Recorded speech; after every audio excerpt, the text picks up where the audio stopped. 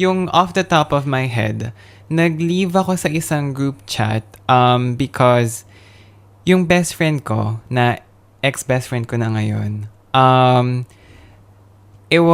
nabuo yung group chat na yon for her birthday. Eh, yung time na yon, medyo off na kami nung ex-best friend ko. Tapos, sinet up yon nung partner niya at that time. So, parang, I get the intention na parang this is to surprise my best friend.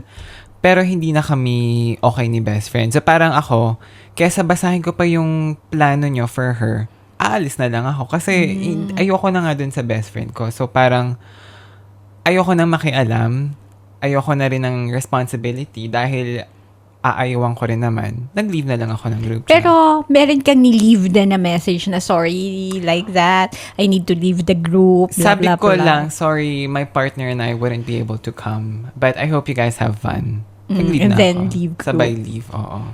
Yun. Kasi I don't know if it's rude to leave groups. Oo. Even if hindi ka na actively, hindi ka na active dun sa group na yun. Is it rude or is it better to leave group na lang kung wala ka naman din talagang mako-contribute? Eh kasi halimbawa, si organizer, no, nag-set ng survey. Gusto niyo ba ng red, tableware or blue tableware? Eh, hindi ka pupunta. So, tapos, syempre, hindi ka sasagot.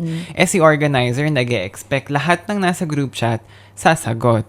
So, anong tingin sa'yo ngayon ng organizer? Since hindi ka sasagot sa tanong niya, clear ba? Hindi? Yes, I get it. So, parang, kesa ma-feel bad si organizer dahil hindi ako sumagot at ma-feel bad ako dahil hindi ako sumagot, mas okay na umalis Much na lang ako better para na wala mag-leave siyang aasahan sa akin talaga. Yun. So, parang, for me, hindi siya Hindi rude. naman siya rude. Oo.